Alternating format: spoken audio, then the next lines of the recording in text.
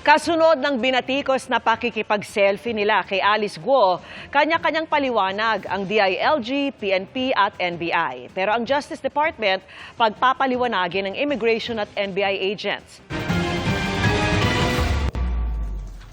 Nang iproseso sa Indonesia ang mga papeles ni Alice Guo para maibalik sa Pilipinas kahapon.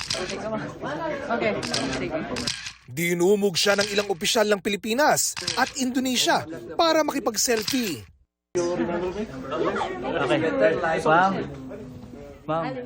Todo pa ang ngiti ng dismissed mayor na inaresto sa pagkakasangkot sa iligal na pogo sa Bamban-Tarlac na nasa likod ng iba't ibang krimen gaya ng torture, scamming at human trafficking. You're going home.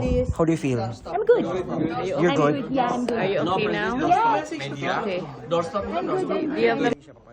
Sa isang punto, kumindat pa siya habang navi-video bomb. May ganitong kuha rin kay Guo at sa mga opisyal ng NBI sa isang van na ayon sa ilang netizen ay tila mag-outing. Nakangiti at pose rin si Guo sa pagitan ni Interior Secretary Benhur Abalos at PNP Chief Romel Marbil sa kuwang ito. Ang pakikipag-selfie ng mga tauhan ng gobyerno kay Guo, tinawag ng isang senador na unprofessional. Paalala naman ng chairperson ng komite sa Senado na nag-iimbestiga sa mga iligal na pogo. Pugante si Guo at hindi celebrity. We want answers, not a photo shoot. Matapos niyang makipagtaguan sa batas, ginawa namang fan meet nitong si Alice Guo ang pagkaaresto niya. Kulang na lang red carpet.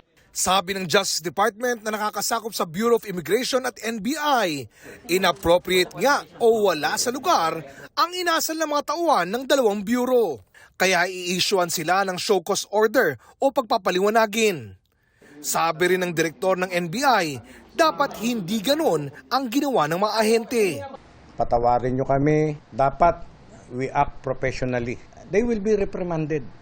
And a stern warning na wag nang mauulit. Pero sana raw ay maunawaan ng publiko na reaksyon ito ng mga tauhan matapos magbunga ang ilang linggong paghihirap sa Indonesia. Hindi ko masisi yung kasiyahan. Day and night nagtatrabaho kayo. Walang matutuluyan, nagho-hotel, walang kapos ang budget. At kaugnay ng di agad pagposas kay Guo. Wala pa sa jurisdiction natin. Jurisdiction pa ng Indonesia yun. Pagsakay niya ng eroplano, pinusasa na siya, nilagyan na siya ng damit na detainee.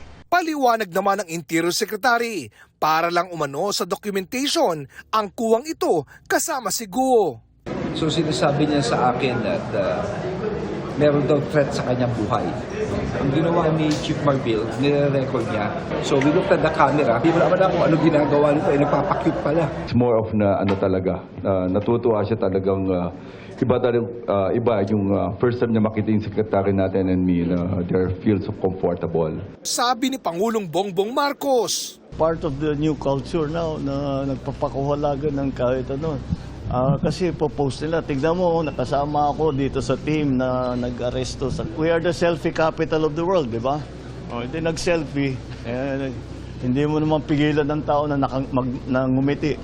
So, they just had a selfie. I don't think there's much more to it than that.